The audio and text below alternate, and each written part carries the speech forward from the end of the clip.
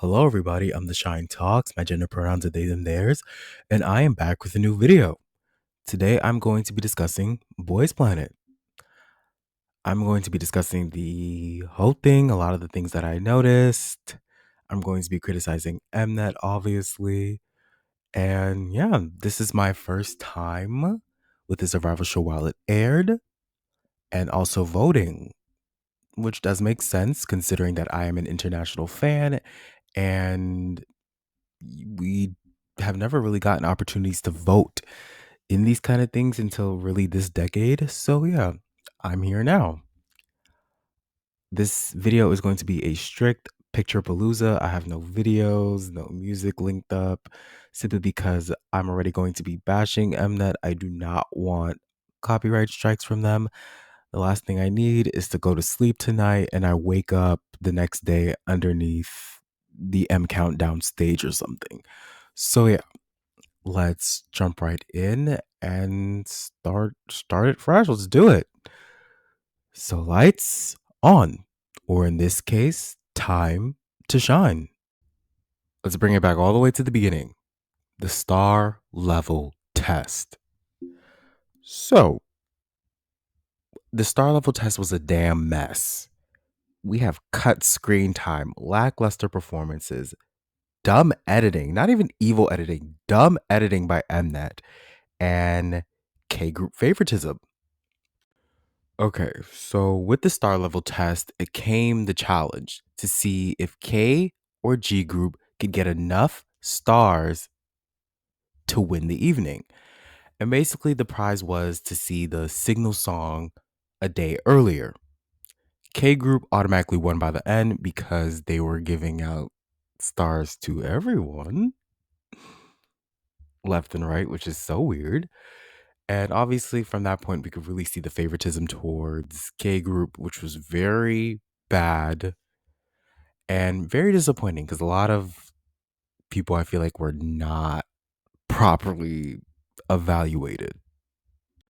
So, involving the performances, a lot of these contestants were not good. A lot of them obviously need more training time and should not have been asked at all to come on the show. But I will say, like, even though some performances were bad, some of them may have not been ready to debut, we still did get a few iconic performances. We got the blue and red houses, and we got Taco Tell's performance, which was worthy of 1 star. Thank you. Something that I really had a problem with that I was seeing is that a lot of good performances were cut.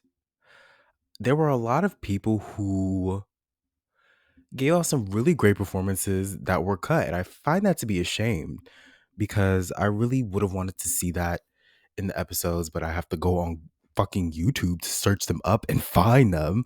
And it's very upsetting, especially when a lot of the people who were cut barely got screen time. So it's just like, I don't know a lot of people's names. So it's a real damn shame. And also, another thing that I had noticed was that even though performances were aired, people were cut. They primarily tried to focus on one specific trainee during the performances, and I found that to be very annoying. It's just like you're airing the performances, but you cut out people. That makes no sense. So that was just very annoying. And a performance I can say that was a prime example of that was Camden and Jay's stage. We got a lot of highlight for Jay, but where the hell was Camden? I'm waiting for an answer, but he still aced that shit though. Yeah. And another thing I really noticed is that Mnet does not know how to edit to save their lives.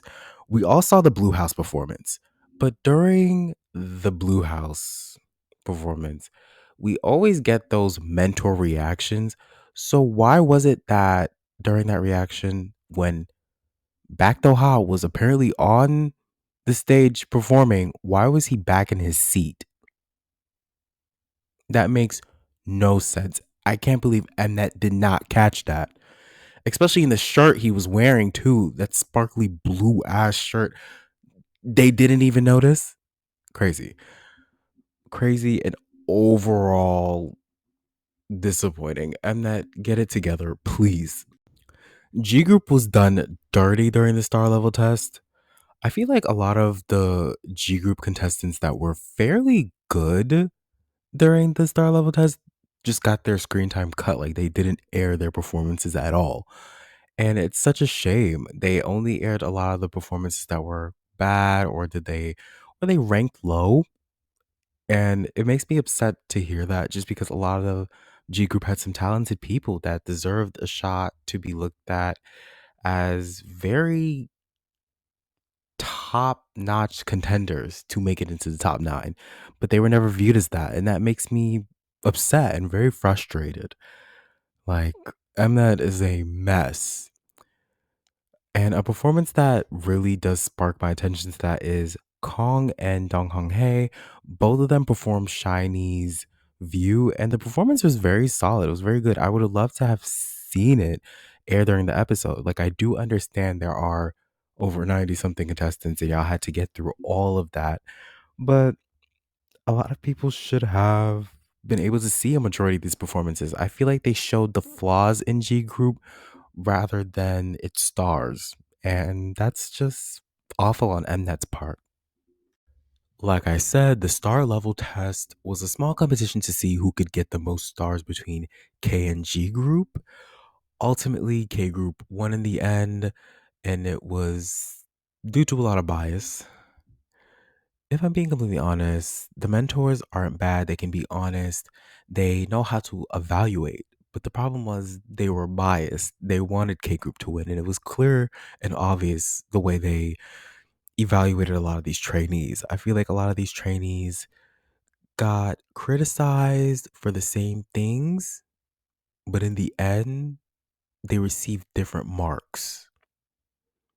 Like, say, someone could have gotten, criticized for their pitch. And then if it was a G contestant, they would automatically get put down a star level. Or if it was a K contestant, they'd be brought up.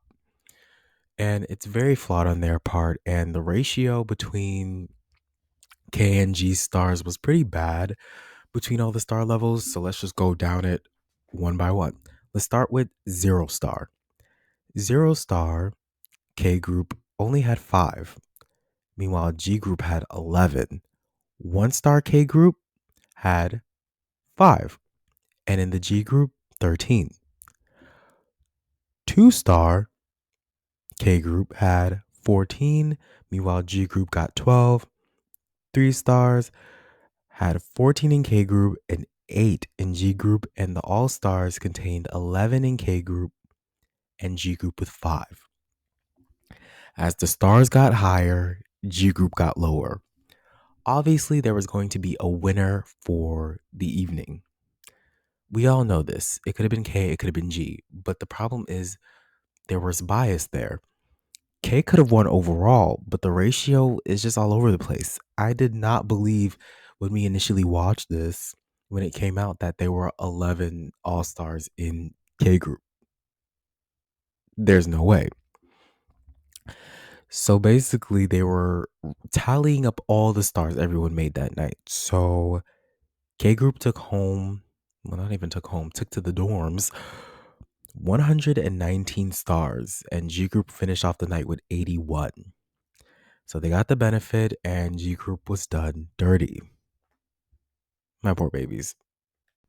So with the bias thing I was talking about earlier with the mentors, they were favoring K group hard, and an example of that would be the Yehua trainees for their performance of Kicking It.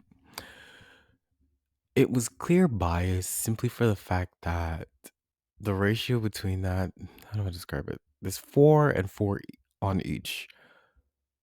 K group, all 4 of them took All Star, and meanwhile, Zhang Hao was the only one who stepped away with an All Star. And I find that to be very flawed simply for the fact that both teams are not full on All Stars, they just have some All Star members. And personally, not everyone in K group needed that all star. And I feel like that was a clear example of them trying to push that K group wins narrative. And that was very flawed on their part. They all worked very hard, but are they all our stars? No. So let's not treat them like that. But yeah, overall, star level test, a complete mess. And it would only get messier by the time K versus G battles would come up. Wow. While watching this show, I have one big question on my mind. Where the hell are the mentors a majority of the time? Like, I feel like we barely saw them, and it was so weird. Like, they were here at the beginning during like the star level test and maybe like the, beginning like the K versus G stages, but like over time throughout the rest of it, they began to really fade out. And the oddest thing about it is that even one of the mentors, PH1, Hip Hop Harry, he said it was like Emmett was cutting his screen time because he doesn't have those big reactions, which is like so crazy because I'm just like, I would like to see a rap master help them rap because it makes sense that someone should do that. So I'm just like, I'm honestly just confused and concerned. We saw a lot of the dance teachers. We saw Baek Young. He was traumatizing Yujin. We saw Choi Young Jun. He was kind of the jokester. And we saw Lip J doing a bunch of cringy shit. Yikes. But like in terms of like the vocal teachers like Solji, Lee Seok Hoon, and One Star, we did not see them as much. And it was so bizarre. At some point in the show, I was really wondering to myself, I'm just like, where are they? And then when they popped up, I was like, oh shit, I forgot they were in the show. It's so bizarre because also a thing for me is like we saw a lot of the trainees evaluate each other. And I was just thinking to myself, I don't want to see them evaluate each other. Most of them have a lot to work on themselves. I'd rather just have the mentors do it.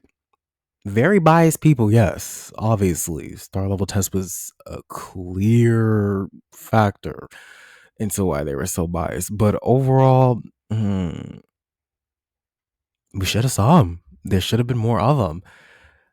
I feel like I saw more of the mentors in Girls Planet, and I didn't even watch Girls Planet. So you can really tell there's a big shift in difference.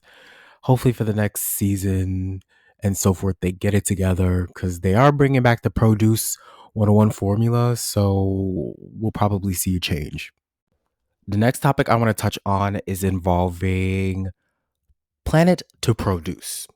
So basically, as we all know, Boys Planet is basically bringing back that Produce 101 formula, but obviously not exactly the same. We saw it in the star level test, the way they rank these trainees, because it was clear and obvious simply because of like the star levels, 0 star being F, 1 star being D, 2 stars being C, 3 star being B, and all stars being A. It's pretty obvious.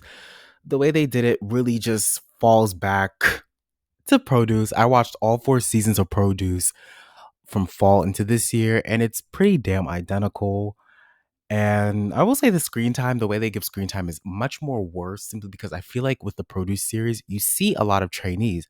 And why is that, you may ask? Well, Mnet can't rig the final lineup, so they have to push people that they actually want in the group.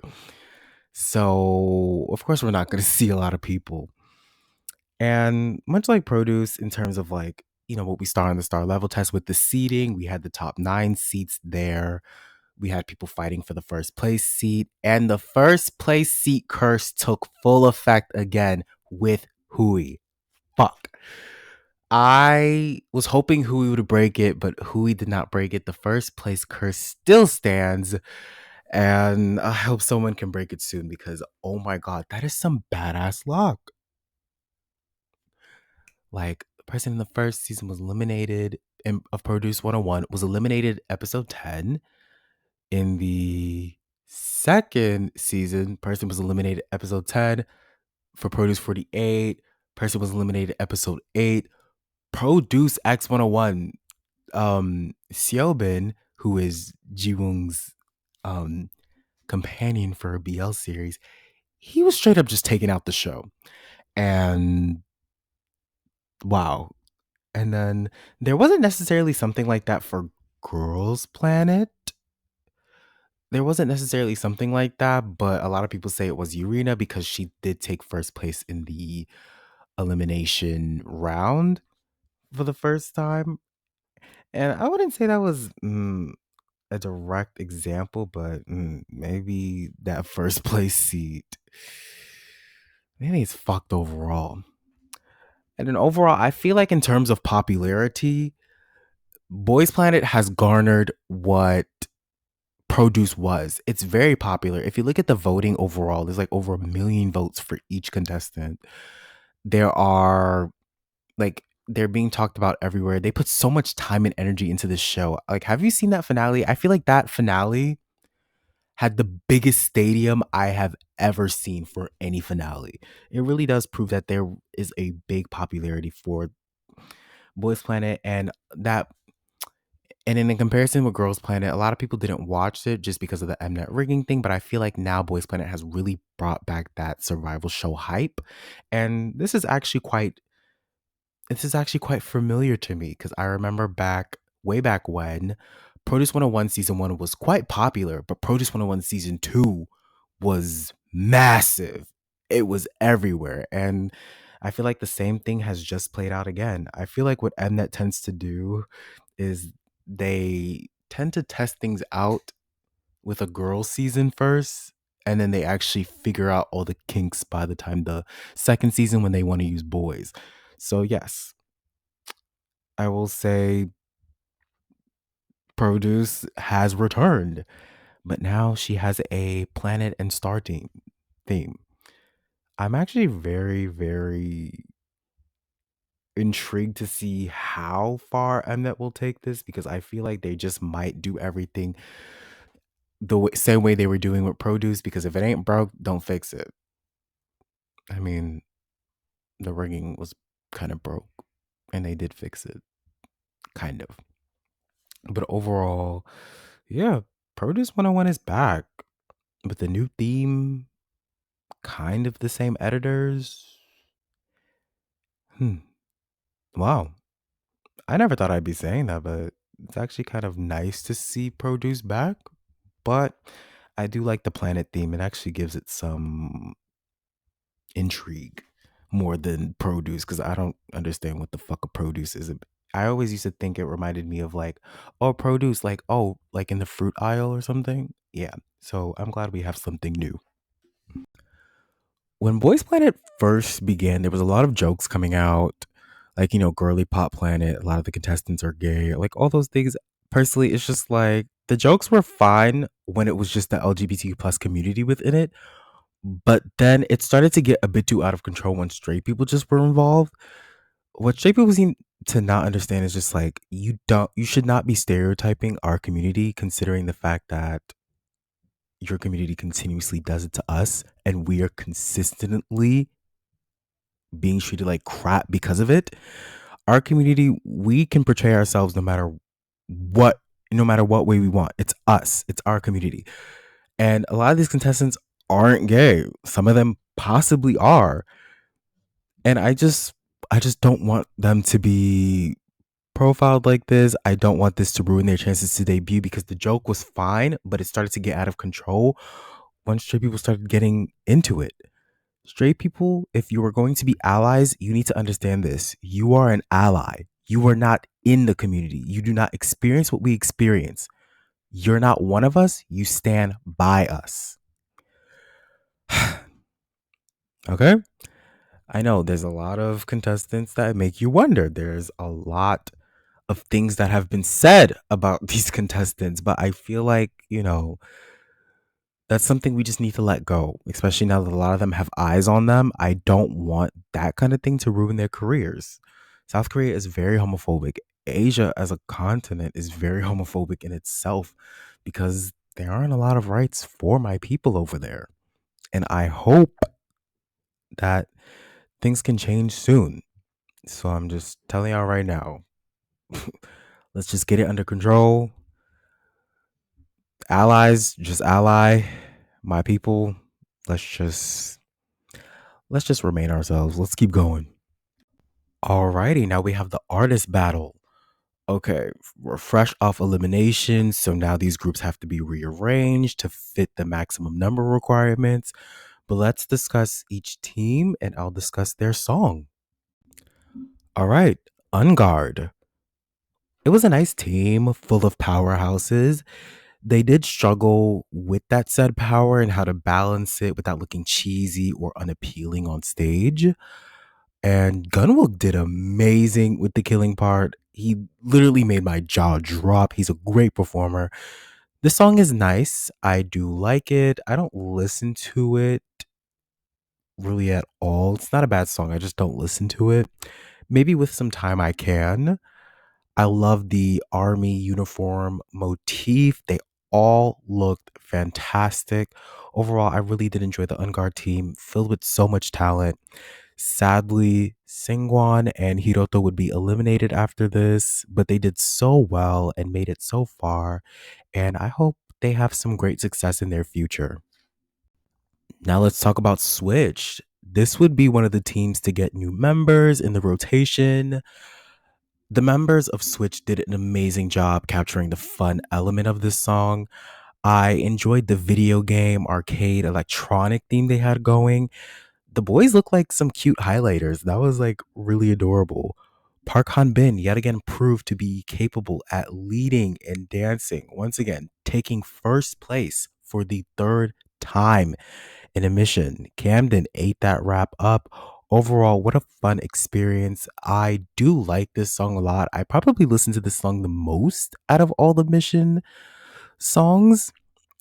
I love the dance break. It is so much fun. I just love the way the song out of nowhere just speeds up into this fun dance break. Unfortunately, Shuai Bo would be eliminated while everyone else advanced, which is very sad to him because he dealt with a lot of evil editing, which we will discuss later on.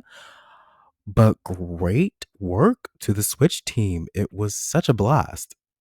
Now we have Over Me, the top winning team of the night, earning a mini fan meet and the chance to perform on M Countdown. Over Me is a great song. The members did great. Ricky received a lot of love this time round, and that's because Mnet didn't evil edit the team this time. Yippee. This team was very well balanced. Zhang Hao slayed. Jay did a phenomenal job with the vocals. Like, holy shit. But sadly, he would place last in the team. Someone obviously had to be last, but the number of votes he received was just outrageous. Over Me as a song is very good. It's R&B like, sultry, love it all the way. And I'm recently finding out that Ace apparently sang the demo track. Wow, Ace are my boys. They're actually in the intro of my video. So that was really nice. Unfortunately, Chen Kwanju would be eliminated. He's a great talent and I want to see him again in K-pop. I hope he can come back and just slay on stage. All right, we have Supercharger, another team that had to add members. This team is a very odd combination, but they still slayed nonetheless. Supercharger was a song that isn't bad, but just not really my taste. This kind of feels like a scrapped NCT 127 track. But these six worked hard with what they got, and I am beyond proud of them. Haruto slayed. He tied with Jung Hao, receiving the most votes for the evening. Truly, what a talent. But unfortunately, all Supercharger members were eliminated for the finale, but at least they went out with a banger.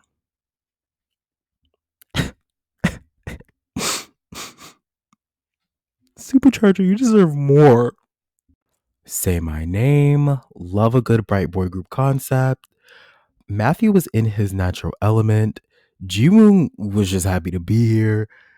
I like Say My Name, but for the love of me, I can't stop mashing it up in my head with Pretty Girl from Produce X101 because both songs are so similar. It's like one moment I could be playing a verse of Say My Name in my head, and then it just like cuts to Pretty Girl. It's so wild. Matthew this time round was sadly given the evil edit, which doesn't really work. And it's also kind of sad because Matthew didn't deserve it. And it wasn't that big of a deal as much as Mnet was trying to make it. Overall, bizarre. And Sunghan Bin surprisingly took first for the first time during a mission. He always ranks first during the elimination, not in the finale, but he finally took first for the first time. This entire team does make it to the finale, and 4 out of 5 members do make it into the final lineup.